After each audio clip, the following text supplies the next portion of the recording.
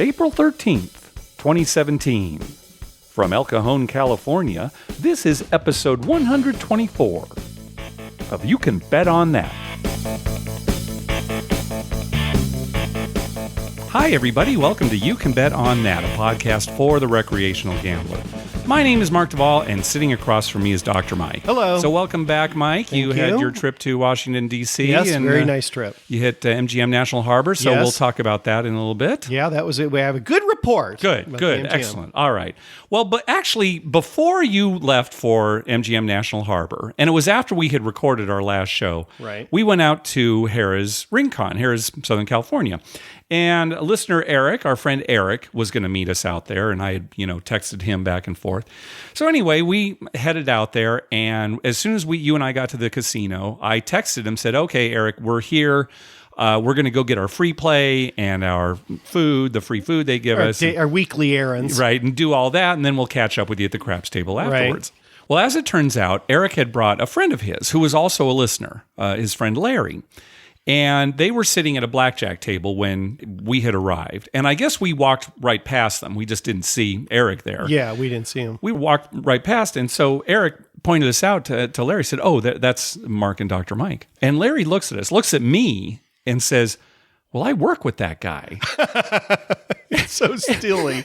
and so Eric texts me, "Yeah, I brought a friend. Larry says he works with you." And I'm thinking, what? Because I've thought, well... Sometimes I've sat at my desk at work and thought, gosh, I wonder if anybody who works here listens to the show. Right. Think, well, of course not, right? If they did, then they would probably come up. They'd come up right. and, hey, I heard your show. So he doesn't like you, is what it is. That's probably what it is. Oh, great, right? Yeah. I know that guy. I work with that guy. I'm out of here. Well, so anyway, we met up with him at the craps table, and sure enough, Larry, I work with this guy. We're in meetings together, right? We don't really work that closely, but right. I mean, we've been in meetings together. You've seen each other. Yeah, sure. And it's funny because he said that when I go to these meetings, there's very little that I need to be there for, but I sit for the whole thing. So right. I usually have my phone out. You're usually running a craps program. It's not phone. that bad, but I'm not doing work. I'm trying to keep myself busy. So anyway, on the back of my iPhone holder, it's a picture of a craps table. Right. And Larry even said he'd be sitting in that meeting and looking at me and thinking, "Oh, craps, I sure wish I could be playing craps right now. That's good." Now, what's funny is he never came up to you and said something like, "Oh, I see you have a craps thing. Do you like craps?" Yeah, or, never mentioned anything. My name's Mark. And it's funny because afterwards, the following Monday, after we met up at the casino, the following Monday we're in a meeting together, and I'm talking about something, and he said he's thinking to himself, "How did I not recognize Mark's voice?" Right? I am a little bit different at work. Right. I'm quite a bit different. You're more reserved at work. I'm not nearly as animated when I'm at work. But your voice probably doesn't change at work. Not too much, I wouldn't think. Probably not too much. But anyway, that was really funny because, so Larry, he played craps with us, and we had I think we had a losing night, but it wasn't terrible. Wasn't too bad, but anyway, so great. So we got a new listener. Well, no, he was already a listener to the show, but now we've got a new companion at least to meet up with at right, Harrah's, he's Southern local, California. So we that's can, right. yeah, That's so right. And so now, when we see each other in the hall or we go to the meetings, usually afterwards, we stop and chat about, how it went over the weekend or, right. Some... Well, it's a typical thing where you don't expect somebody to be in that situation. Yeah, right. And so you don't even think about that, right? Yeah, it's sure. like when patients see me out and about. They'll be standing right next to me and, not recognize me. Right, not even think, "Oh, do I know him?" Or, right, it just doesn't. Because without the jacket and right. and in the setting, they don't The setting, know, sure, right? yeah, exactly, yeah. Anyway, that was pretty funny. This last week on Netflix, there was a new movie that came out that's now streaming called Win It All. Did you watch this, Mike? No, I did not. I actually watched it. It is a new movie starring Jake Johnson, who is best known for playing Nick on the TV show New Girl. You know who he is, yeah. right? He and New Girl are kind of in an on-again right. relationship. With one of those weird Nick. relationships, yeah. Anyway, it's this movie. It's a story of a compulsive gambler who loses a bunch of money that doesn't belong to him. Okay. It's listed as a comedy, but it's not a laugh-out-loud comedy. It's more of like an indie comedy. The acting and the dialogue's very realistic, and at times it's extremely stressful as he deals with these gambling losses, right? Yeah. So Hits too close to home. sometimes, yeah, right, exactly. It's like, oh my God, what's he going to do? The movie's okay. It's the gambling scenes were, I thought, very realistic. There's not much of them. Like, a lot of it's poker, and you don't. It's not like you sit on a single hand of poker for 30 seconds. It's like jumping from hand to hand, right? But everything that's going on seems reasonable, right? They don't do the typical poker things in movies that don't make any sense. He doesn't have a straight flush that loses to a rough flush. There's nothing like that. And again, like you don't even really see a lot of hands. There's more like you just hear dialogue like, "Oh, I filled up," or I made the nuts flush on the river. Just stuff like that. Anyway, I thought it was a pretty good movie. I definitely thought it was better than the recent remake of The Gambler, starring Mark Wahlberg. Did you see that? I did not see that. I've seen The Gambler, the original. The original with James Caan? Right, but not the remake. Yeah. The remake wasn't all that good. Anyway, I would recommend it. Check it out. And my wife watched it with me, and she's not a gambler, and she enjoyed it. And it is funny. There are funny parts, and there's some romance to it. Well, that actor, Jake Johnson. Yeah. I mean, now, I don't know him personally, and I just know him basically from New Girl. Right. But doesn't he seem like a gambler? Yes. I mean, his personality, if somebody said, oh, yeah, he's a heavy gambler, just having watched him, I'd think, oh, yeah, I can see that. Well, he co-wrote the screenplay with the director. Okay. So he obviously has some gambling knowledge. Yeah. So it's interesting. It's funny to, to look at somebody and kind of think, oh, they're a gambler or they're not. But it seems like I'm pretty good at that. I don't know what it is. You can spot it. Yeah, I can spot it. Gambling dar. Yeah. I'm an idiot savant is what I am. But yeah, check it out. Well, I think you'll enjoy it. Yeah. I think listeners probably will too. I hate to, make big recommendations about movies or TV because everybody's got different tastes, of course. Sure, but, of course. It definitely has an independent film feel to it. Right. So, but we enjoyed it. Yeah. Yeah. That's why it's on Netflix. Right. All right, so in the last few episodes, we've been talking about casino credit, and we got an email from listener Kevin, who was recommending something called VIP Preferred. And I'm going to read a little bit of his email here. I'm a big proponent of the VIP Preferred e-check cashing service. Once you're signed up, you just go to the cage, present your ID, and you can withdraw money from your checking account much like an ATM card. But the limit is significantly higher, typically without a fee. And in fact, Kevin says he's never come across a Vegas casino that charged a fee. That's great. You sign up for this program. Yeah. He says it's basically easy access to your bank account without having to carry a bunch of cash into the casino. An added benefit is that you only have to sign up once and you can use it at any participating casino, unlike applying for credit where you have to do so at every casino where you might want to take out a marker. There are hundreds of casinos across the country that honor VIP Preferred. And yeah, Mike, I went to their website and almost every casino you could think of was listed on there. Right. Yeah, including Harrah's Southern California by us. Really? Mm-hmm, yes. Now, they don't tell you that when you sign up for a marker. Well, it's different from credit. Because, well, let me continue with his email and then we'll talk about it. It says, once you take out cash at the casino, the funds are withdrawn from your linked checking account, supposedly on the next business day. But in my experience, it's typically taken a few days for the debit to appear. So this is really like cashing a check or going. Right. No, it's like going to the ATM. It's going to the ATM without getting a fee. You're just withdrawing your own money. Right. And like he said, you generally can get more money than you could if you just went to the ATM. Right. There's daily usually limits. Can be a higher amount. So the upside of this, definitely sign up once and you can use it wherever this is honored, this VIP Preferred. And like I said, it seems like it's lots of places. The downside is, now again, like I said, it's not credit. It's like you said, going to an ATM. So money is withdrawn from your account the next business day. And as a result, you can't immediately pay it back like you could a marker. Right. Right. So, like, you'd have to go to the bank the next day and make a deposit. You'd have to make a deposit. Right. And that's the other thing, too. You're actually going to the cage and getting cash, although they could probably give you chips. Right. But it's not like you can do this at the table. Right. At the table, you can ask for a marker. They do it right there. Right. So this definitely is different. This is not credit. This is just like a better way to use an ATM. Right. Well, it has its pluses and its minuses. For one thing, it's nice. The plus is you don't have to carry a bunch of money. Yes. And you don't have to deal with a casino, basically. You're basically dealing with your bank, right. As far as the transaction of money. The casino's just kind of intermediary. The negative side would be it'd be way easy to go through your bank account. Yes, I guess so. I mean, but again, there's a limit. The casino also has, or this program, the VIP Preferred, also has a limit. Now, does that limit change based on money in your account? I don't think so. I think, you basically set a limit just like you would with credit at a casino, although you can call and have them adjust your limit. Right. And but I mean, if your limit was 10,000 and for whatever reason your account dropped to 8,000, you wanted to withdraw 10, would they have a way of knowing, or would they just say, okay, 10, and then you're overdrawn? I don't know. I didn't investigate it that far. Yeah, I'm not sure. But it's like credit too. You got to be careful what you do, right? When it becomes too easy to do it. Right, of course. So, yeah. But I wonder if there's, some kind of lower limit than a casino. A casino might give you 10,000 and they have a month grace period, right?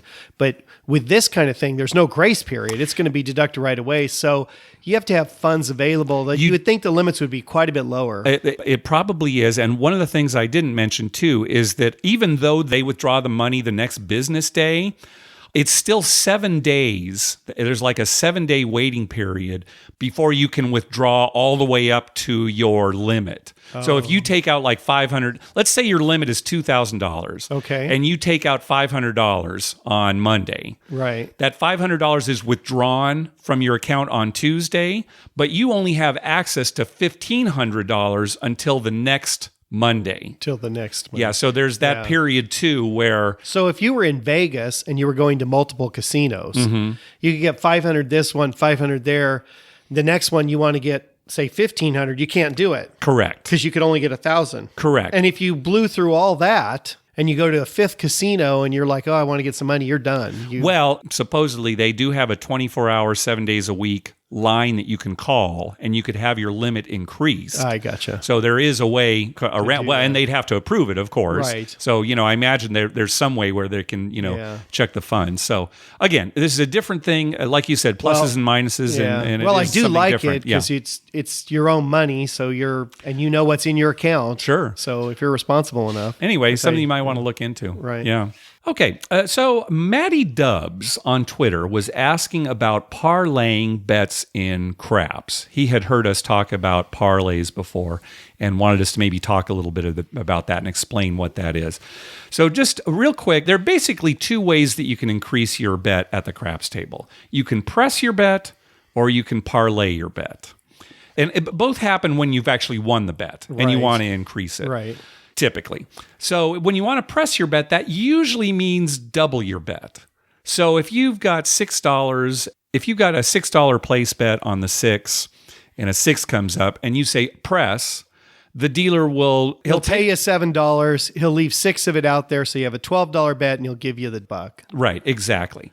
That's a press. You can press different amounts, but usually if you just say press, it means double whatever bet. I had out there. If you have a larger bet, let's say you had $30 and you just wanted to press it 6 and you wanted to go to 36, you could say press my bet up 1 unit. Yeah. If you had started with $6, he would know that's $6. Right. Or you can just say press it $6. Or press it $6. It's an increase. Yeah. Now a parlay though, what that pretty much always means is if I say parlay, then I want you to take all of the winnings from that bet and put it back onto the bet. Right. Stack it up. Basically, stack it all up. Right. So if you've got $1 on the hard 6 and a hard 6 comes up, they will pay you $9. It's 9-1. But if you say parlay, they'll just put that $9 on top of the dollar that's already out there, and now you've got $10. Now you got a $10. Right. When that hits, you're going to get $100. You say parlay again. You're going to get 90. You put the 90 on. Now you got a $100 bet. That's the way to do it. Okay, thanks, Dr. Mike.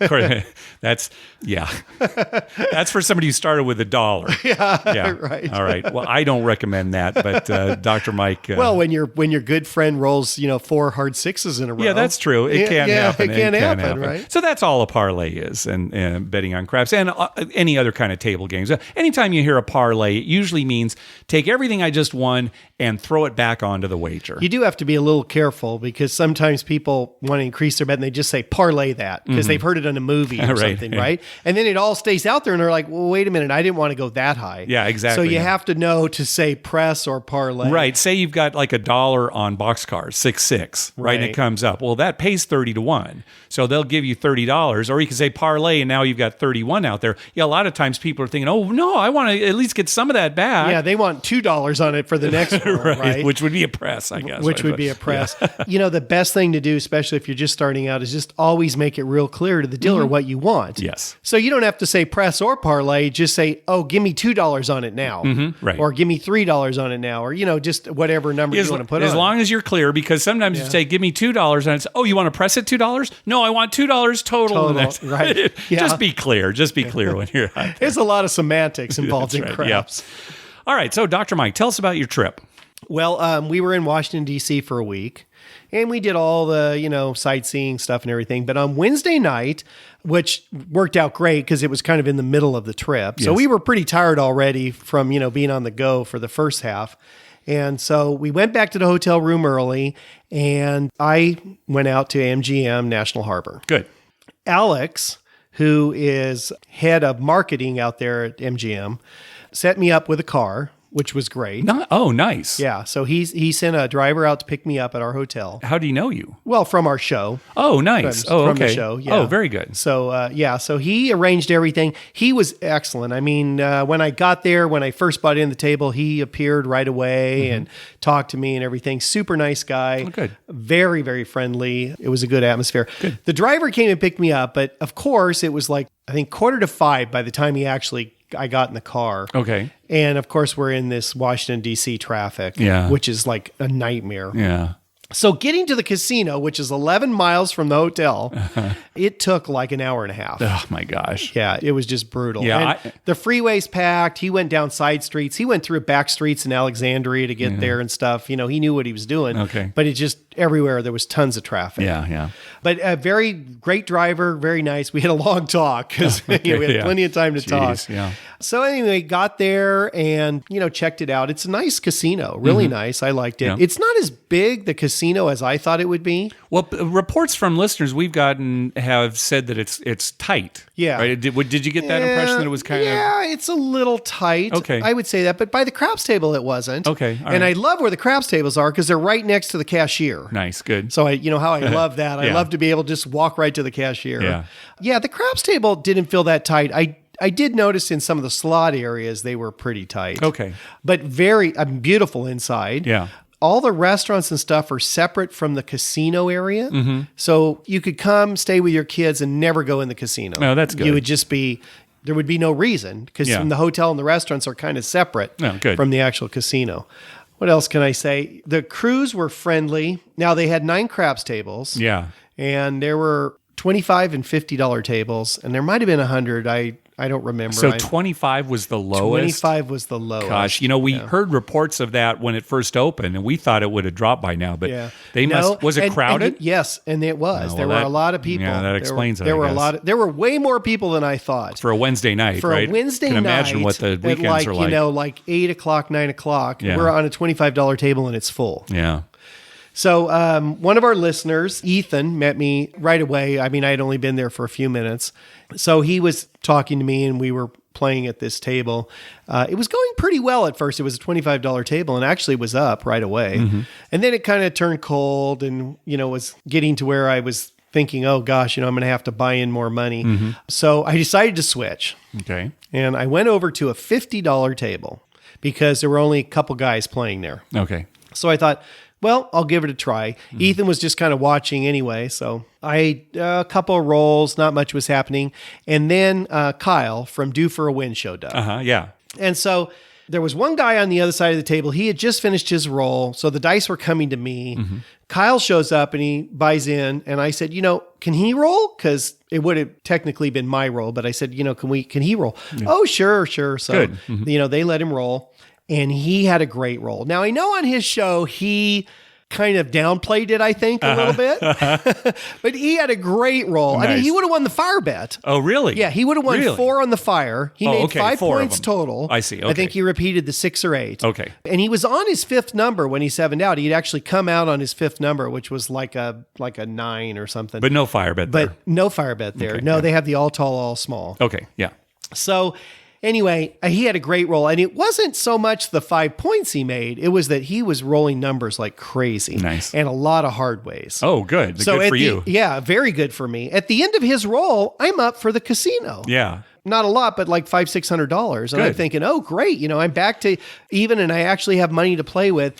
I think during his roll, I had put $25 on the hard 6 for him and for Ethan, because Ethan was standing next to me, and it hit. Nice. So they got that money. So now Ethan had a stake. And so he said, well, okay, I'm going to play. So he puts a bet out there for his roll. And he proceeded to win the all tall, all small, make them all. All of them. All of them. Man, that's bet, Mike. Yeah, God. I know. And that just shot me up like crazy. Sure, of course, yeah. I think I had 15, 15, 15 on that one. Yeah. So, that shot me up like crazy. Now, they do have the lower payouts on that all tall, all small. So like 150 to 1 on 150 make to them all. 1 Oh, on okay, Make so It the All. lower payouts, the little lower payouts. Yeah. But hey, when you hit it, it's still a lot of money. Sure. And so at that point, we're just, it's great. We're all really happy and high-fiving. And he made a lot of numbers too. I mean, not just the all tall, all small. He made a lot of numbers. Yeah. So at the end of his roll, I was up a substantial amount of money. Great.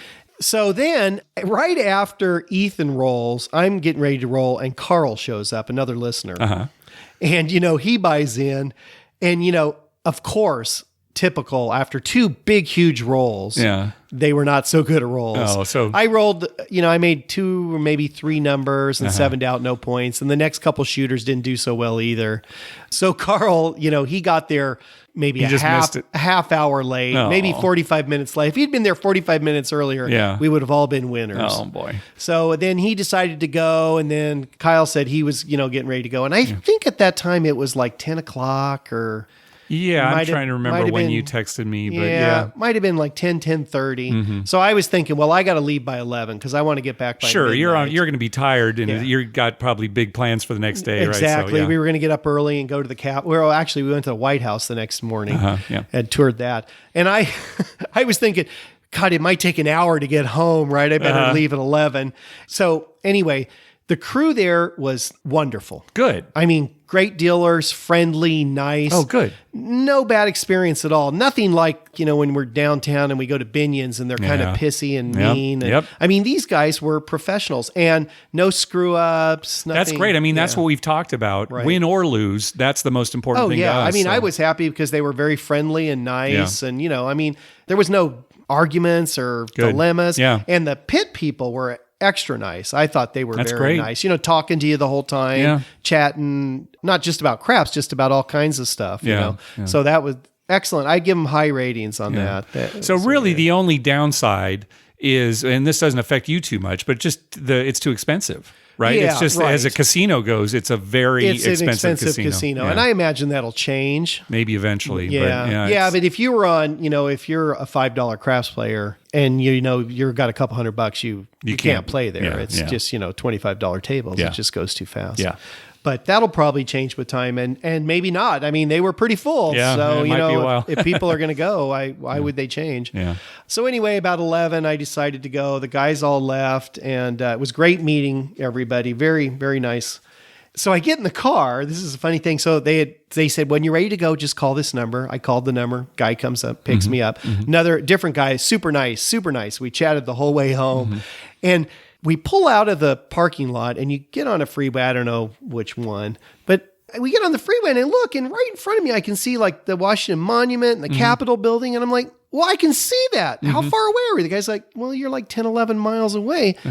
And I'm thinking, why did it take an hour and a half to get here? That is terrible traffic. We got home in like 15 minutes, right? Yeah. So when I walked in, Lynn's like, oh, you're back pretty early.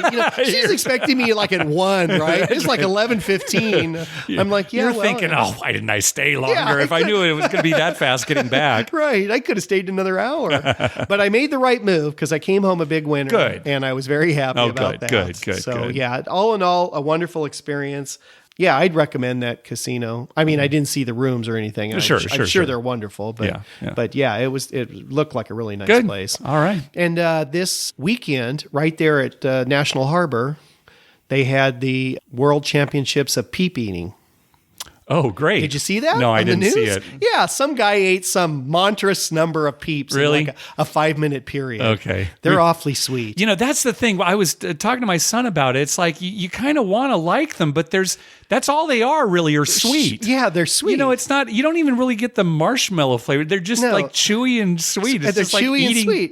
chewy sugar. Yeah, that's what it is. Well, it's like cotton candy in a more solid form, That's right? a good way to put it. Yeah, exactly. Yeah. But the guy ate like, I don't know what the number was. I saw it on the news and they were just stuffing them in their mouth. Yeah. And I'm thinking, how do they do that? Yeah, I love Peeps. You do? Yeah, I like the purple ones.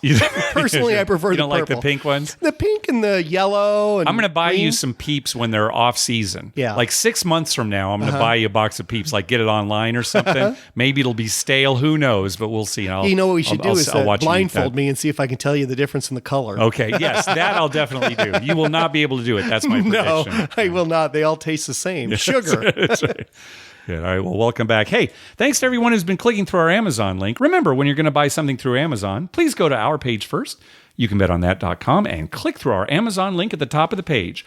We have got a buttload of phone calls. Weren't you telling me, Mike, that a buttload is actually a real unit of measurement? It is a real unit of measurement. Amazing. This is so stupid. We're driving out to the casino one night, and I just found that out. I'm like, I always thought somebody, he's got a buttload. Sure. Pants full of, right? Right. And no, it's an actual unit of measurement that they fill casks for wine. Oh, really? Okay. Yeah. So it's... and an American buttload is not quite as big as an English buttload. Oh, okay. All right. Well, yeah, we haven't recorded in 3 weeks, so we got a lot of phone calls. So I don't think we're going to get to all of them this time, but we'll get through some. Then maybe we'll save the rest for the next episode. Anyway, remember, call our voicemail hotline at 951-292-4377. That's 9512-WAGERS. 9512-WAGERS. And maybe we'll play your clip on the show. First up is Carl that you played craps with at MGM National Harbor. Hey, Mark and Dr. Mike, Carl from Maryland. Not sure if this will be voicemail playable worthy, but it was really cool to meet Dr. Mike at MGM National Harbor this past Wednesday.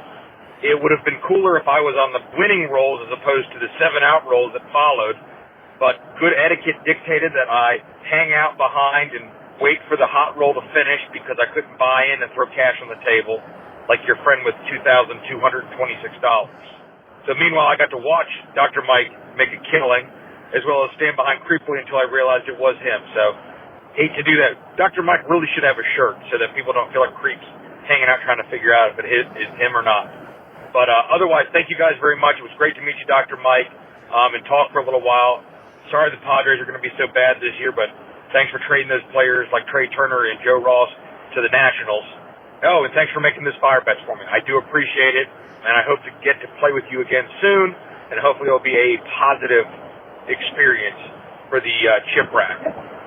Thanks for what you guys do, and we'll see you again. Bye. Yeah, the Padres are well, as we're recording this, they're 5-5, right? Right, They aren't having as quite We're a having a banner year. off to a good start. God, if they get to 500, I'm going to buy a well drink for every player on that team. Great. Wait till the season's over. Yeah. Before you do that. Yeah, Mike, we need to get you a T-shirt, something that on the back says, I'm Dr. Mike. You know what's funny, Carl, is my wife has been talking about this for quite a while, making us some really nice, like bowling type shirts, that have, and she's even designed it and everything. Oh, yeah, kind of like. Has yet to order them. Yeah, okay, so they're out there. Yeah, when we saw Tony from Vice Lounge Online at he VIMF, had a great shirt. His shirt was great. So, he had a great shirt. That's what we need. Some shirt something like that that actually fits me that I can wear. Oh. I'm getting huge. That's rough. Yeah, I don't know if we'll be able to get a shirt that size. It fits me. It's terrible. I keep telling my wife every day I'm going to tell myself lose weight. I need to lose weight. And it's probably not going to work, but I'm going to tell myself that. That's what you're going to do. You're going to tell yourself. I'm going to tell myself. You should probably do some other things too. I don't know. Exercise, eat better. You're the doctor, so I'll defer to your expertise. I'll see if just telling myself works. All right, I'll start keeping track today. We'll see what happens 6 months from now. I had forgot about Carl. Yeah, he did sit there and watch that last roll. So he was waiting. He didn't want to buy in. I think he got there after Ethan had just started rolling. Oh, and he so it saw the big one. All small. Yeah. Well, He's got manners. Yeah, He's there you go. Good He's got etiquette. good etiquette. Yep. Yeah, and that you can't put a price on that. No, you can't. It doesn't help Carl's chipwreck, but you cannot Well, I put a guess price that's the on price you can put on it is several $1,000s. Several $1,000s he would have won. That would be a price. All right. Hey, we got a call from Neil, who is friends with Eric and Larry that we met, quote unquote, at the casino. Now, does he work with you? No, Neil does not work with me. I just wanted to check. He's some guy that works there too. All right, let's see what Neil has to say. Hey guys, it's Neil. Love the podcast. I get texts from one of my best friends, Larry, and he tells me that you guys are playing craps with him. Just wondering how you guys like that experience, and if you think Larry has a feel for the game. Let us know. Love the podcast. Bye. So now Neil has contacted us before about certain types of craps players. Like if you looked at a person, could you tell just by looking at that person if they would be a good craps player, a good shooter? Good shooter. So really what he's asking is, now that we've seen Larry, is there anything about Larry that might indicate to us that he's a good craps shooter? And whereas we don't really necessarily believe in that kind of thing, I got to say this, Neil, we have played craps with Larry now, and unfortunately it's only been here in California where we've got card craps.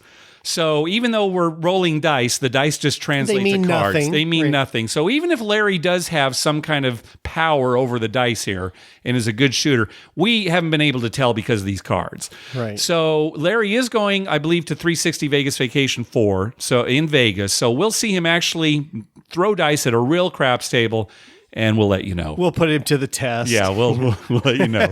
And if he is a good roller, I'm not going to let him out of my sight. Yeah, that's right. And I may not anyway. You're going to be a stalker. Yeah, because I like Larry. But let's move on to the next call. Let's hear from Marty. Hey guys, Marty from Northern California. Just calling to give you an update from Thunder Valley Casino. So, as you know, I've been shooting dice all over the world. This is the first time I've actually had a chance to experience California craps, which is what I think you guys played down at RingCon. Thunder Valley, north of Sacramento. I was actually up here for a concert last night. And they have one dice table. It's a California craps, as I mentioned, where they're using the card shuffling machine, which the stickman controls. And interesting the way that they do it here, where the cards that come out of this have all of the combinations on the dice actually on the card. So you throw the two dice, one red dice, one blue dice, and whatever die has the highest value, they either pull the red card or the blue card. Red card always comes out of the deck first, blue card comes out second, and they flip that card, and it actually has what would look like two dice on it. So a 2 and a 3 or a 2 and a 5 on the actual cards. $1,000 limit, so $10 minimum, $1,000 limit, 3, 4, 5 times odds. Kind of a strange game. I know you guys play it all the time. It just, it's amazing how many times the 5 and the 2 came up on the cards. So not a great night, but interesting to play this. I think next time I'll just spend the extra hour driving and go all the way to Reno. I think it's a much better deal there. Anyway, love the show, guys. See you later. Thanks. Bye. Yeah, we have played that version at Paula, close to us. Right. That's how they do it. That's how they do it there. Harrah's RingCon's a little different on the cards, how they do it. Yeah. I don't particularly like that version. I don't either, no. And it's the dice are so stupid on that. Yes. They're stupid at RingCon. Yes. They're particularly stupid Yeah, there. right. Because one dice has a 5 and a 2, right? And the other has a 3 and a 4. Yeah, these are not traditional dice, right? Because like Marty was saying, whichever die has the higher value indicates what card's going to flip over. Well, what if you roll a pair? Well, you can't with these dice, right? Yeah, because if you roll the green one, it's either going to be a 2 or a 5. So if a 2 comes up, then you're just going to turn over the red card. Yeah. And if your 5 comes up, then you're going to turn over the green card. Yeah. So why not roll one die? Why do they have two dice? It's silly. Every casino here has some different way to get you involved in the game. Yeah. It is one of my least favorite. I agree. Yeah, it drives me crazy. Now, my brother has won quite a bit at Pella. Yeah, I know. Playing there. Yeah. So, streaks, right? It doesn't matter. It doesn't matter. No, it doesn't matter. All right. Next call. Hey, guys. This is Adam from Denver, Colorado. Just recently started to listen to your show. Absolutely love it. My buddy and I just actually got back from a weekend in Vegas, so I thought I'd just tell you about it real quick. We stayed at the Excalibur. I know there's a lot of jokes about that, but it's usually pretty cheap. And happy to report there are still $5 tables there, even weekend nights. We took advantage of that. We were initially there because the Cubs were playing a spring training game at Cashman Field, so we did that for a little bit and then went back to Fremont Street, where we didn't do very well. So then we went to Treasure Island and got on an absolute heater. We were there sitting at the same table for about 4 hours. Just amazing. And when we first got there, it was a $10 table, and they pretty soon after we got there changed it to 15, but they grandfathered us in and actually let us do 10 the whole night, which I thought was pretty cool considering we were there for about another 3 hours after they changed the limit. But so that was great. Thankfully, most of the strip casinos, the craps tables are still 3, 4, 5 odds, and the Cromwell is also still 100 times odds. So good to see that, at least as of right now, Steve Wynn seems to kind of be going it alone with the 2 times odds. And then one other thing on limits, my buddy and I, not this trip, but the last trip we did, we were at the Monte Carlo, and all the tables were 15, and many of them were just empty. It was middle of the day, daytime. So we went ahead and asked the dealers if they wouldn't mind changing it to 10, or at least allowing us to bet for 10, and they just asked around, asked Hip Boss, and he said, sure. So we were able to play for 10 for a little bit. We didn't do too well, but, as far as the casino is concerned, I'm pretty sure they're happy because they still got our money. So just a tip in case you or any of the other listeners ever don't want to play a table because it's too much. Hey, maybe never hurts to ask. And, kind of bearing the lead, we were there this weekend when there was the robbery at the Bellagio and then the shooting on the bus on the strip. So quite the crazy weekend. But anyway, love your guys' podcast.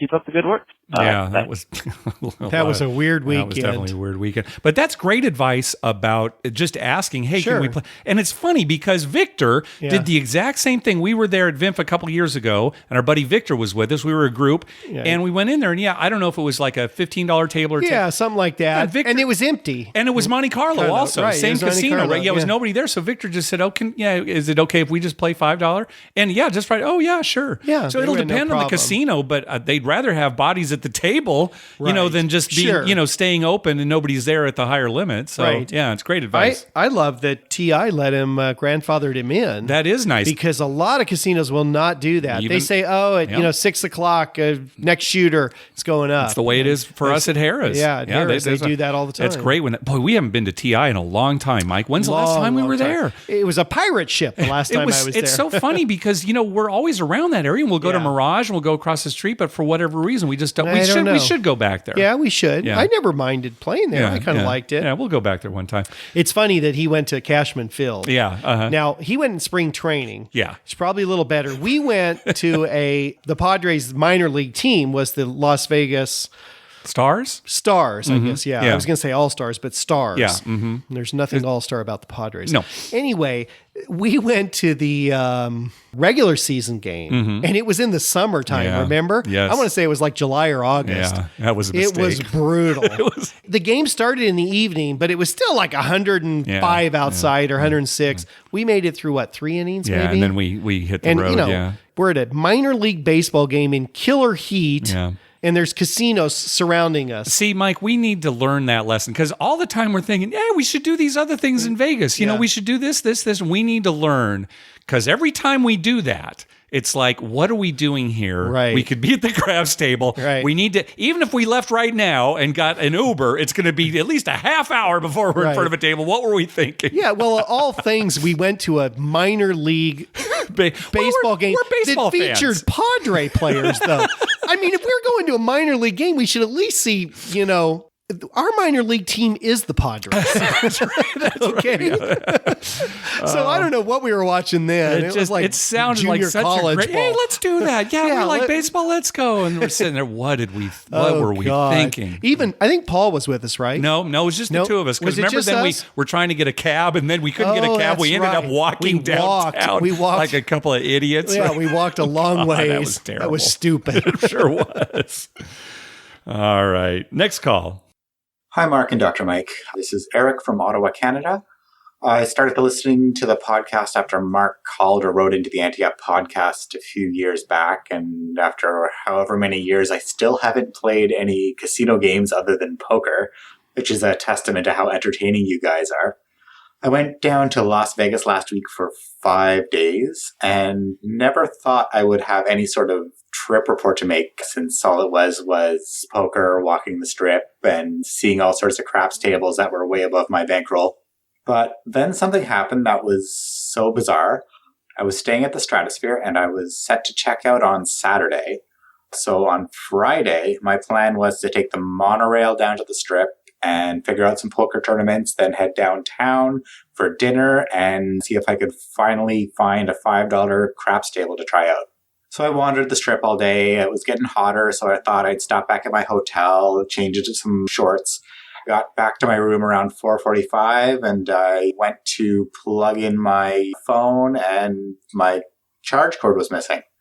And so I thought, okay, maybe I left it in the drawer. So I opened the drawer and the drawer was empty.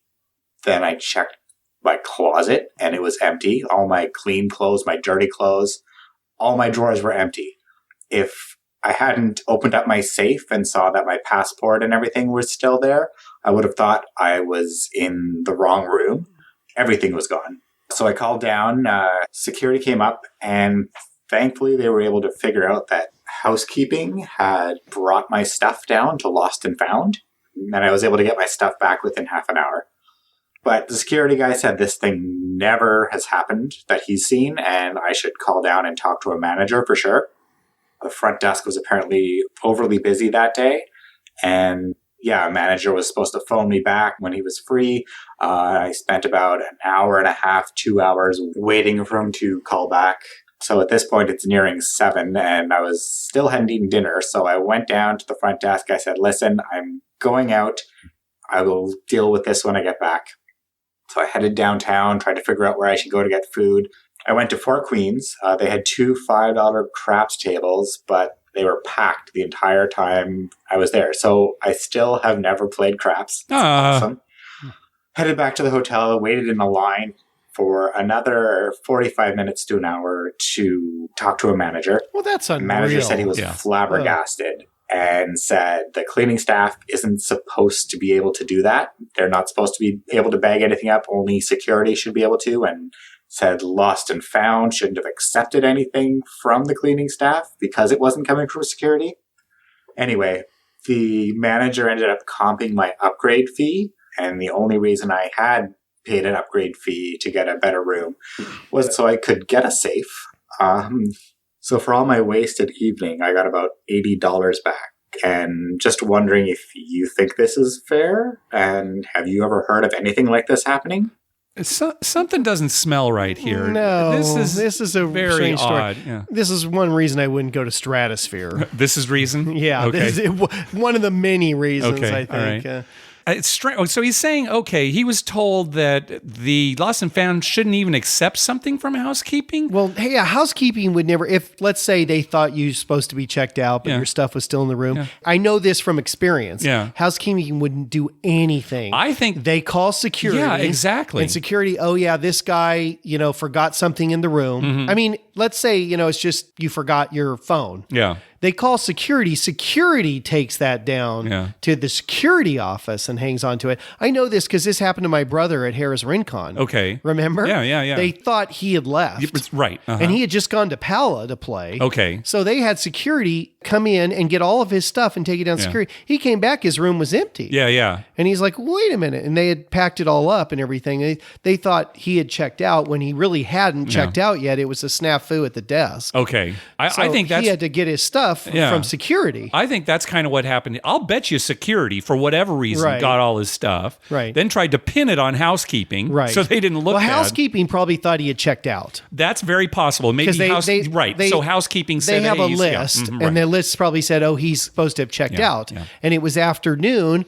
so they said, wait a minute. So they called security, this guy left all of his stuff here. Mm-hmm. And, I'm sure that happens a lot because people probably either decide to stay longer and don't go back to their room, don't tell anybody or whatever, sure. Or disappear. Right, yeah. So, they probably bag it all up. And it was probably a snafu like that. And I think maybe security was trying to cover it up. But on top of that, then, the amount of time that it took just to talk to somebody about it. Well, that's ridiculous. I think they should have comped his whole trip, to be honest. I don't know. Exactly. It's always tough. I don't like confrontation either. So I'm not saying Eric should have, made a big stink about it, but they probably should have comped the right thing for them would have been to comp his stay. And then the other thing that got me was he said he paid for an upgrade so he could get a safe. I can't Doesn't believe every room have a safe? That casinos in Las Vegas, you would think every room would have a safe now. They almost have to. Yeah. I have to. Wow. So that is a funny. strange story. Well, if it makes Eric feel any better, when this happened to my brother, the security guard packed his stuff up. My brother said, well, I hadn't really packed. I had like dirty underwear and dirty clothes sitting. He had a room with 2 beds. Yeah. On the other bed, I had just thrown them there. Well, they took that and stuffed it in the suitcase and closed it up. Yeah. So when he went to get it, the security guard, well, I had to pack all this up and everything. So we're walking through Harrah's Rincon one day with my brother, and he nudges me and he said, "That's him." And I'm like, "What?" And the security guard, he's pointing, "That's him. That's the guy that touched my dirty underwear." I hope he said it loud enough so that everybody in the casino could hear. He looked at him. Yeah, very strange. Very strange. It's an odd story. Yeah. All right, let's hear from Daniel. Hey guys, it's Daniel from Louisville, Kentucky. I was just calling to tell you about an experience I had last night. I am in Vegas right now, and I went to the Cromwell last night, and we were just trying to kill some time, and all the craps tables were full, so we were walking around, and they had a casino war game, which I've played before. It's not super uncommon, but the rules that they had there were very uncommon. Everywhere else I've played in Vegas usually is a $10 minimum. It was a $200 maximum bet. If you end up getting a war from between you and the dealer, if you want to play, you have to double your bet. But if you win, you only win your original bet. So it's never worth it. And I usually just surrender and they take half the money, whatever.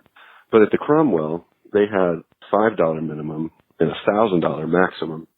And same rules in terms of if you get a war, you double your bet, you only win your initial bet. But the first time I got a war, I surrendered, and it was just a push. You don't lose half your money. At first I thought he made a mistake. I didn't say anything, but then it just kept happening, so I asked him about it. And he said, yeah, at the Cromwell for a casino war, if you surrender, it's just a push. I don't know what the house edge of that game in general is, but with surrendering only being a push there, I was curious if you knew the math on that, of like how much of a house edge is on that game with those certain rules, and is that a good game to play with those rules? Thanks, guys. Bye. So Casino War, very simple game. Right. You make your bet, say $10, right? And then you get a card and the dealer gets a card. Right. You either beat him or tie him or lose to him. Right. So whoever has the higher card wins. Right. And again, if you have the same card, then you go to war. Right. And like Daniel said, that's where the casino makes their money. Right. Because if you go to war, That's you where have they to have the double your edge. bet. And if you win, you only get, your initial bet. But if you lose both of them. Right. Okay. But if you surrender, you can surrender for half your bet. So he's saying at Cromwell, when you surrender, it's just a push. So think about it. Right. It's a 50-50 game. Exactly. You surrender every time. Right. So when you lose, you lose it. When you win, you win it. And when it's a tie, it's a tie. There is no house edge on that. Yeah. That's fantastic. Well, Daniel called back. Hey guys, it's Daniel from Louisville, Kentucky again. I am at the airport about to fly back home, and just wanted to give you guys a quick trip report and update. I had called earlier about playing Casino War at the Cromwell, and we went back to play, and it turns out that that dealer did just make a mistake. And so we played for about 2 hours without him taking our money if we surrendered during a war, and ended up being awesome. I mean, we all made a good amount of money playing that, and we went back the next day and played, and sure enough, it was a mistake. So that's not a new rule at the Cromwell, but we got to take advantage of it. Other than that, man, the gambling was horrible pretty much the rest of the time. I played a ton of craps all over the place, and I just went on a horrendous losing streak. For some reason, we ended up playing, I felt like everywhere I played, we were playing in just some, like, douchebags, guys that would, like, run up to the table with $20 on and throw it down on the field, win, and then start screaming about how the field is the best bet in craps, make $40, $50, and then leave the table. And meanwhile, I can't hit a number to save my life. That happened a ton, and I got yelled at by another player for tossing the dice and then 7-ing out, and he's screaming at me about how I need to give the dice time before I throw it and all this stuff. God. He goes through his little rigmarole about how he sets the dice and all this crap and then throws it, and he's still 7 out. But outside of the gambling, the rest of the trip was really great. You know, we had good food. I think I ate it In and Out like 3 times because we don't have it where I live. We went to Momofuku at the Cosmopolitan, that new restaurant, which is incredible.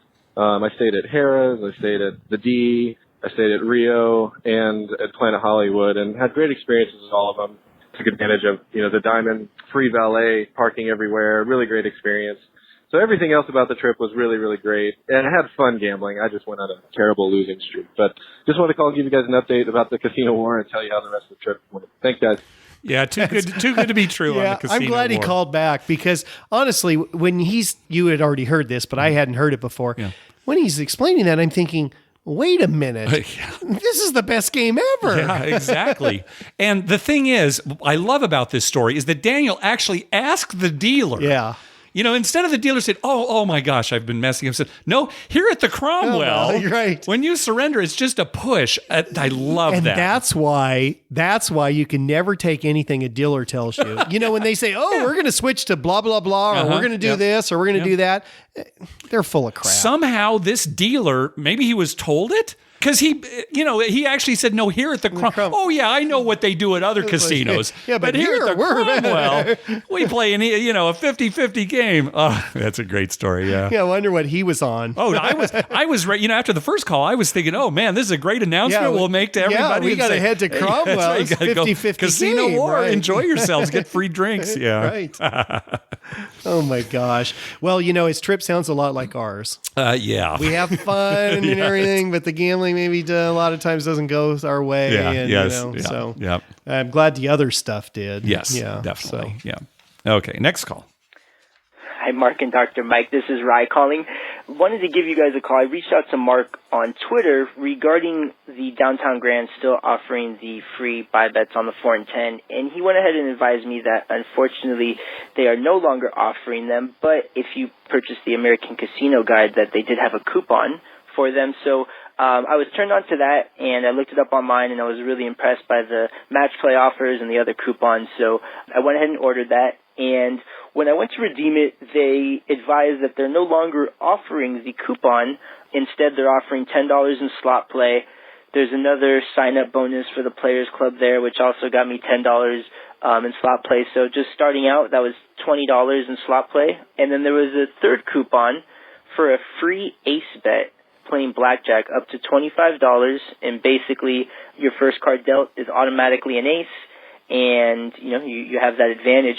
However, when I got up to the table, the dealer thought it was a match play, so he dealt me 2 cards, and there was another player at the table, and then he dealt himself 2 cards. Naturally, he had an ace show up, and I pointed it out that this is actually a free ace, and he'd never seen the coupon before. He seemed new. I felt really bad for kind of throwing him off like that. But the pit boss was really understanding about it. He's totally cool, explained it to the guy, no, just this is the coupon he has, and he was well aware of it. So naturally, when he did deal me the ace, I got the blackjack, so that worked out well. They did have 10 times odds, $5 craps, went to the table right after that, had some luck there, and really enjoyed playing it. A little smaller than I thought. I known it was off of Fremont, but it was still enjoyable playing there. And just wanted to find out if you guys have purchased a copy of the American Casino Guide. I imagine you have. And also I noticed that Las Vegas Advisors seems to, I think that's the name of it, they seem to have the same kind of book. And I didn't know if you guys had tried them out as well, if you could double up on the coupons or how that worked.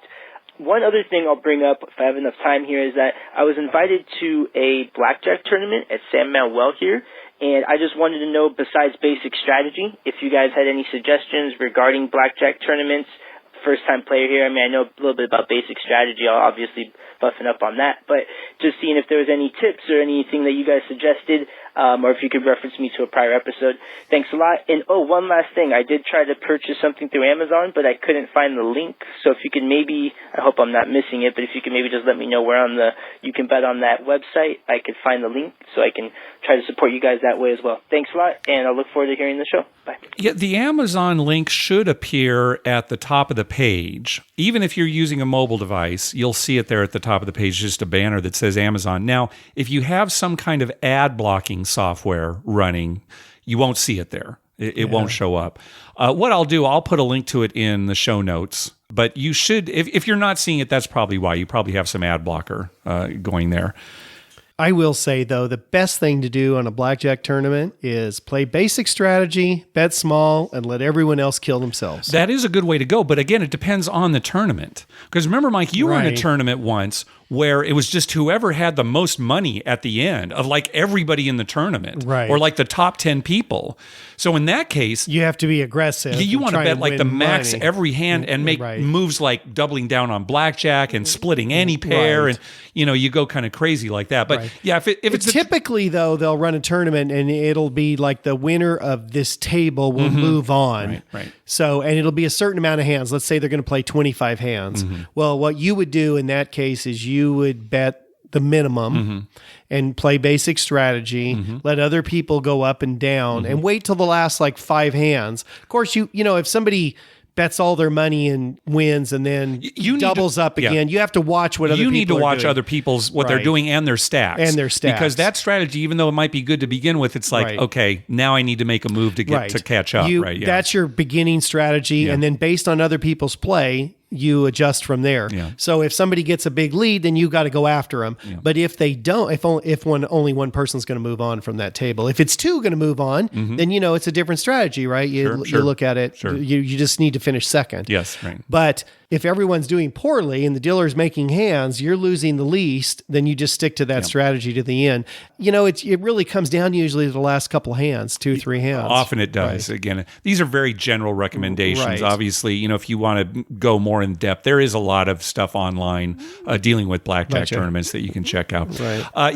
The American Casino Guide and Las Vegas Advisor, excellent for getting match play coupons and all sorts of, 2-for-1s and all sorts of Right. stuff. I think I heard Anthony Curtis on Gambling with an Edge say that there's a limit of 2 copies of the Las Vegas Advisor per address, because they're so popular. There's so much in there that they Right. don't want people just, buying, Tons of of them. So, but yeah, both of those are excellent for getting all sorts of good Well, deals. most people aren't going to go to Vegas that much. Well, So- not that much, but an advantage player, if he Right. played his cards right, so to speak, Right. you might be able to really take advantage of it based on what kind of offers they have. Yeah. Right.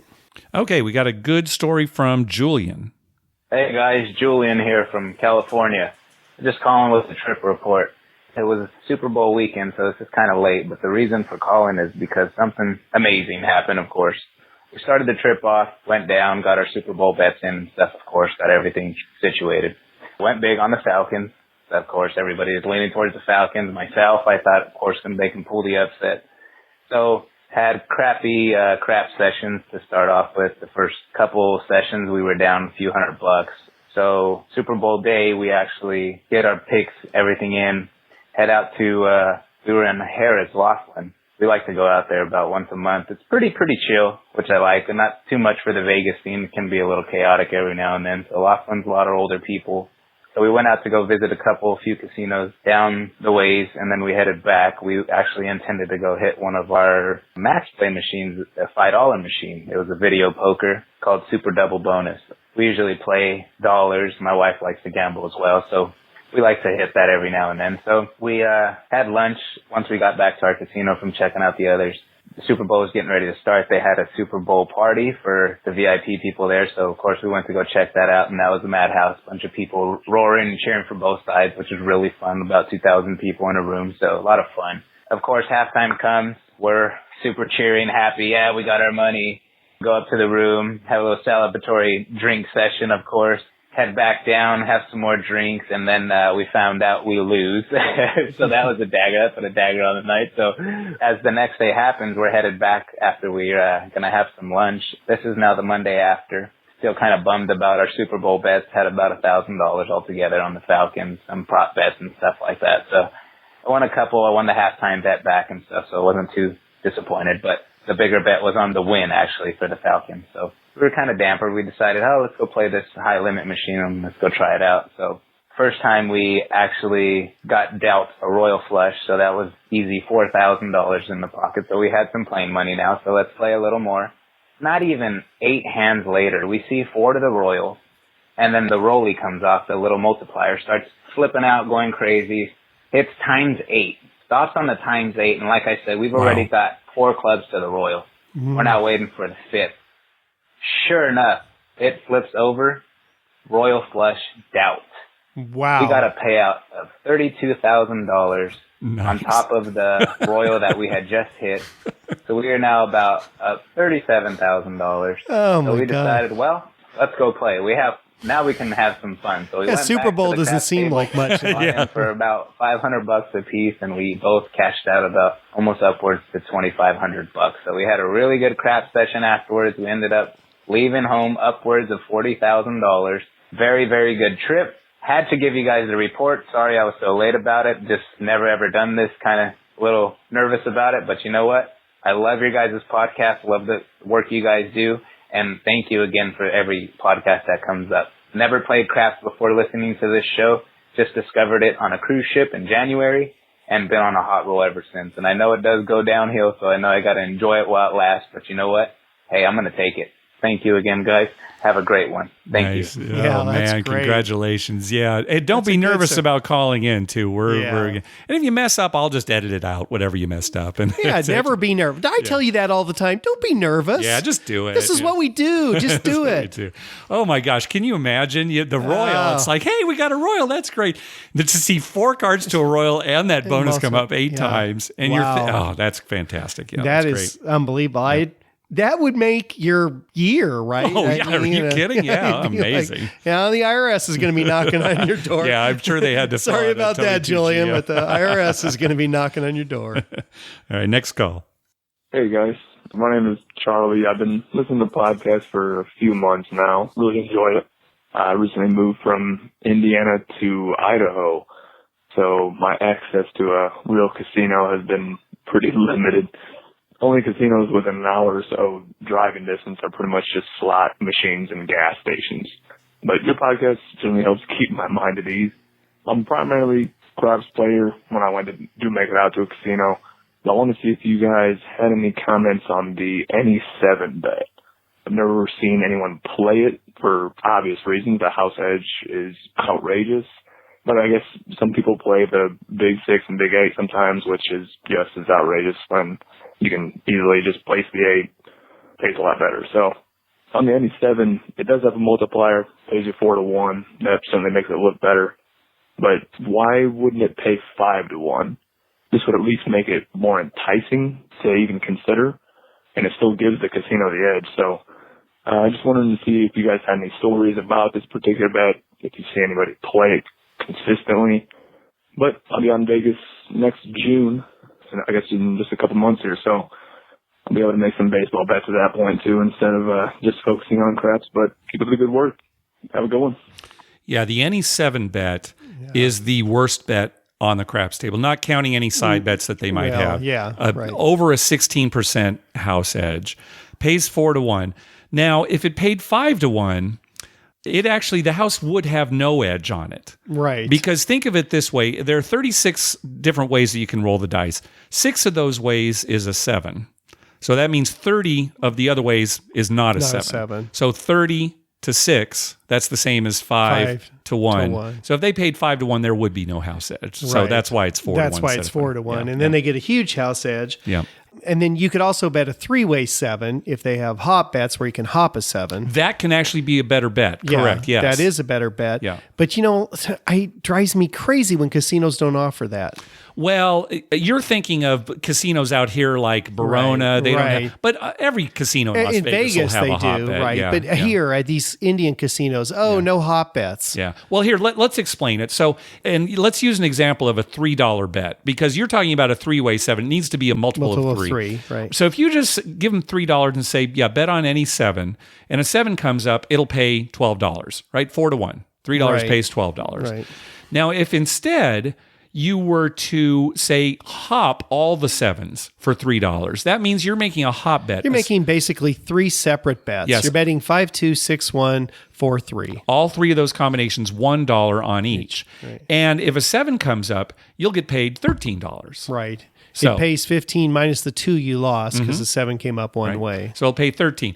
Now, it's a bad bet. Over 11% house edge. Right. But it's better than 16%. Right. So, but anyway, the reason you don't see people doing it is because it does have a high house edge. People often will do it as a hedge. It's like, to cover. But really, certainly in the long run, it's a terrible bet. I don't know if you noticed this, but just this last weekend, there was that lady that was kind of sitting, you were on my right, and then there was me, and then there was Larry, and on Larry's left there was a lady, middle-aged lady, who kept, I remember. kept giving him $5 for a 3-way 7. Yeah. She wanted to cover her cum bets.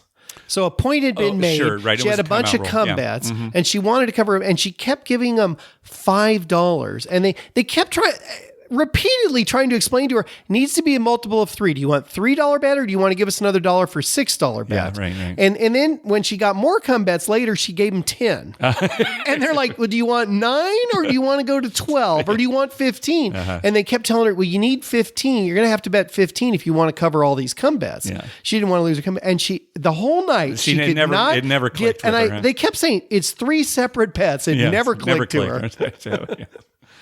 Okay, let's hear from Tom. Hey, Mark and Dr. Mike. Tom in North Carolina. A couple quick trip reports.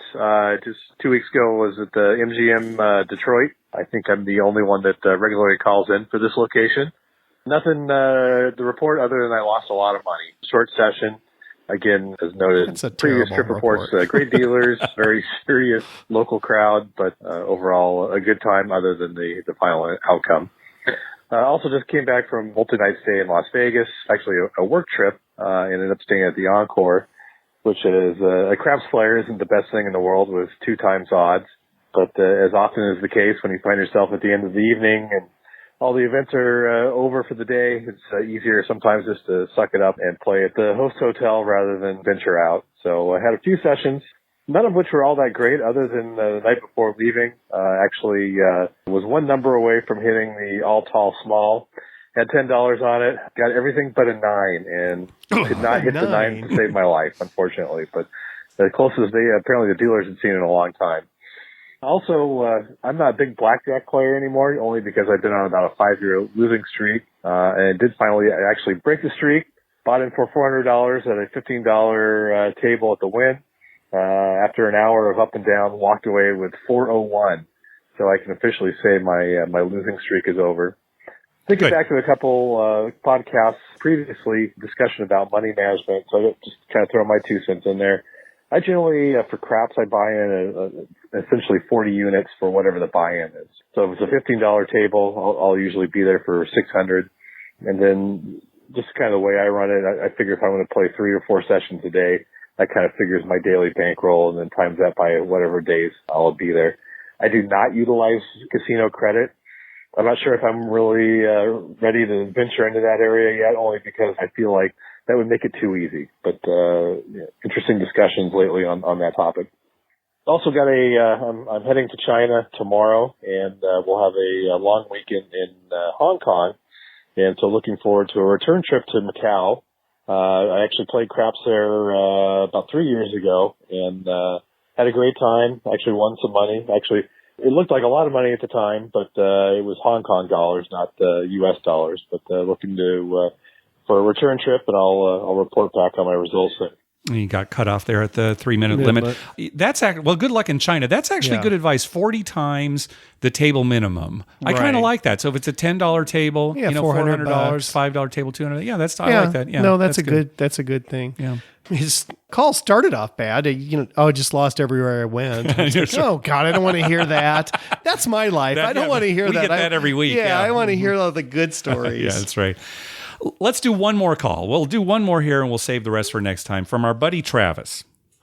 Hey, Mark and Dr. Mike. This is Travis from Tacoma. I've been playing craps occasionally for a few years now, especially with you guys at events the last couple of years. What an epic meetup that was at Luxor when both tables hit the all. Anyway, I still sometimes feel like a bit of a noob, so I'm looking for some advice.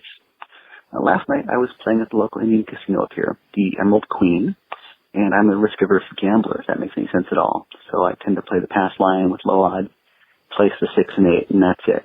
But for $1, I'll also play the terrible odds of the fire bet or the all tall small. So offers the fire bet, and their crew was talking last night about how 6 numbers had hit on one of their tables that morning and on a table the day before. So they were pretty excited about that. Anyway, I've got the dollar fire bet down, and the shooter hit the 5 and the 8 and the 9 and the 10. So I'm guaranteed 25 for 1 on my $1 bet. Up there at the other end of the table, I had a $5 fire bet, so he was guaranteed $125. Next come out roll, the shooter rolls a 4. So if he rolls another 4, we win $250 to 1. The player with the $5 fire bet at the end of the table then laid $300 on the 4. I don't see late bets that often, so I didn't remember what they were or if it was a good time to do it, and if so, for how much. Only that it's a hedging move, which violates one of the Wizard of Odds gambling commandments, thou shalt not hedge. The shooter then rolled a 7, ending the roll, so but the guy at the end of the tables, his $300 lay bet paid $150, and he got his $300 back, and then he got his $125 for the small fire bet win. I'm guessing there was a VIG paid somewhere in there, but I must not have been paying attention. From your Facebook post last December, when Dr. Mike hit his 6-point fire bet, you mentioned that Dr. Mike laid against the final point, and that raises my question. So assuming I've only got a $1 fire bet, what should a risk-averse gambler like me lay when the 5th or 6th points get established? I love the show, and hope to meet with you two in Vegas again for a future BIM-like activity, and I will catch you later. So just like the Wizard of Odds, we say, hedging is not a good bet. Right. The exception that we would make, though, is if you're hedging against a once-in-a-lifetime opportunity. So let's say somebody came up to you and said, hey, I'll give you $1 million, but you have to bet it on a blackjack hand. And so you bet it, and you were dealt blackjack, and the dealer had an ace showing. Right. They said, do you want insurance? Well, yeah, I'm going to take insurance. Even though insurance is not a good bet. It's like, I'm never going to have $1 million here, so I'll take it even. It's kind of a silly example. But, Dr. Mike, you and I play enough craps that we may hit, some more fire bets as we go on. But for a lot of people, even being on a 6 number of a fire bet, it doesn't happen that often. It could be a once-in-a-lifetime experience. Right. So we would say that might be the time to hedge. Now, I wouldn't recommend, I think you'll agree, I wouldn't recommend hedging on the 5th number. No, I've never hedged on a 5th number. Yeah. Although when he was telling the story, when Travis was telling that, I guess if the 5th number was going to be a 4 or a 10, maybe those are the two I might be able to talk myself into hedging because, it's a 4 and a 10. Sure. But no, I wouldn't. It's just not worth the risk, right? And, if you play craps enough, you're going to be on a 5th number a few times, right? So, right. It's not that infrequent. Now, getting on the 6th number is a little different. Mm-hmm, yeah. Because you're going to get, even if you have only $1, you're going to get $1,000. Yes. So hedging a little bit, if let's say you hedged, $300, well, you still a $700 profit. Mm-hmm, right. Right. Well, here's what I was going to say. It's really up to you, whatever you want to do. But if you wanted to make a hedge bet where the result would be about the same money no matter what happened, bet about half of what you're going to win on the fire bet. So, for example, let's say you had $1 on the fire bet, and it's going to pay $1,000 if you hit that 6th number. Right. Go ahead and lay against that 6th number for maybe $500. Let's use your example of let's say it's a 4 or 10. Okay, let's say it's a 4. So you lay that for $500. Okay. Right. If the 4 is rolled, you win the fire bet, $1,000, and you lose the $500 lay bet. Right. So your profit is $500, right? If the 7 comes up, so you haven't won all 6 numbers on the fire bet. Right. The lay bet against the 4 will pay $250. And your fire bet will pay $250 because you made the 5 numbers. Right. 250 plus 250 is 500. Right. Now, I've left out VIG, and you don't actually win 250 2-1. It's 250 4-1. So dollar amounts are there's a few little dollars there. But that's what I would recommend. So, and if you wanted to just take some specific numbers, say it's a 410, lay about $500 against it. If the point is 5 or 9, lay say $450.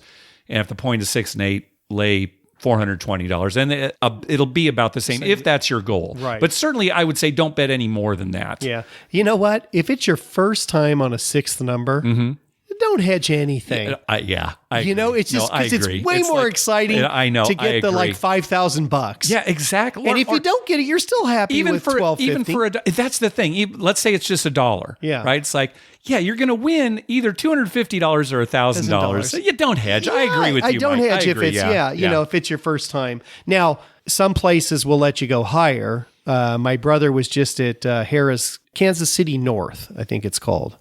and they let you go up to $25 on the fire bet. Oh, the maximum on the fire bet is higher. Yeah.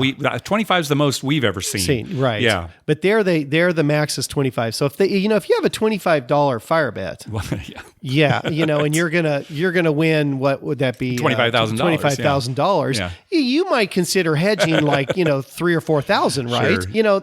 It changes with what you got out there. Yeah, changes with what you got out there, how much you play craps, right, and what you want to end up with. Yeah, what you want to. I mean, if somebody said, "Well, you won't win 25, but you'll still win 20,000," I'd be pretty darn happy. I think you'd be right? okay with that. But if it's 1,500. That's a little different. Sure. I just go for the 1,000 and pray that they hit their number. I would too. Yeah. I would too. All right. Well, we do have more calls, but boy, we're going on one of our longest episodes here, so we'll save them for next time. Hey, we want to thank some people for some PayPal donations. First of all, Frank, thank you very much. We appreciate the donation. Also a donation from Michael. Thank you very much. We also got a donation from Michael James. He said, I had bet on the Sockers, the San Diego Sockers, to win the indoor soccer league for you guys, but with no Vegas action, I had to book through Vinny Extra Sausage Battle of Monte. He's looking to collect from me now. Vinny he's got a Vegas Gone By segment on the Vegas Pride podcast. So I guess he's also a bookmaker too. So anyway, thank you, Michael, for that bet on the Sockers. Yeah, that's the one saving grace of San Diego sports, the San Diego Indoor Sockers. San Diego Indoor Sockers, great. That's right. Hey, be sure to check out our TV listings showing all the gambling related shows coming up within the next 2 weeks. We update those listings every Wednesday using a customized program to search through all the raw American TV data. Just go to our webpage, youcanbetonthat.com, and click on the link at the top that says TV listings. We'd love to hear from you. Call our voicemail hotline at 951-292-4377. That's 9512-WAGERS. Or you can email us at youcanbetonThat@gmail.com. Also, follow us on Twitter at YouCanBetOnThat. We tweet when we're heading to a casino, and we'd love to meet up with you. Like us on Facebook at facebook.com/YouCanBetOnThat. And finally, head on over to iTunes and write a review on us. When you do, it helps us get new listeners. Dr. Mike? It's baseball season, Mark. Yes, I do. God, I just love it. It's funny. We love craps, and, I bowl every week. I love bowling, and we love football. We love all sports, really. We like watching the NCAA basketball tournament and stuff like that. But there's something about baseball. I know, yeah, baseball. You know what it is I go home, I'm tired, I've been working all day, I've seen a gazillion patients, and I turn and baseball's on. Every day it's on. Every day. I know. Even the days when the Padres don't play, which is, maybe once out of every 10 days or something, there's another game on you can watch somewhere. I know, it's great. Yeah, it's just to have it on. It's a great thing. Yep. I love baseball. Too bad there's not like a craps channel or something where you can just put that on and play at home. Craps is like baseball because in baseball it's like, okay, don't get out, keep hitting. How many runs are we going to score this inning? Keep going. It's just like that. Yeah, don't seven out, don't seven out. Keep going. Come on, that's great. Oh gosh, I love baseball season. And once again, I want to say thanks to everybody who came out to the MGM National Harbor. And Kyle, he totally so underestimated his role. On his show? It was like, I had a pretty good role. It lasted a while. It was a great role. I don't know if it was a really good. It was two of the better roles back to back because you don't see that often. Yeah, I know. Right? It's so we've nice had it to a get few back to times, back, and we've had some bigger roles, but usually it's one monster role, and then it's an hour of God, you know what? Every time we have a monster role, we're gonna color up and we're gonna leave. All right, I've got this recorded. It's on the show, so I can always play this back for you. I know you won't hold me to that, but some listener might. Probably Al from San Diego will hold me to that event. Exactly, and so when he does, then I'm going to get up and walk away. Al, we're leaving. All right, thanks for listening. Good night.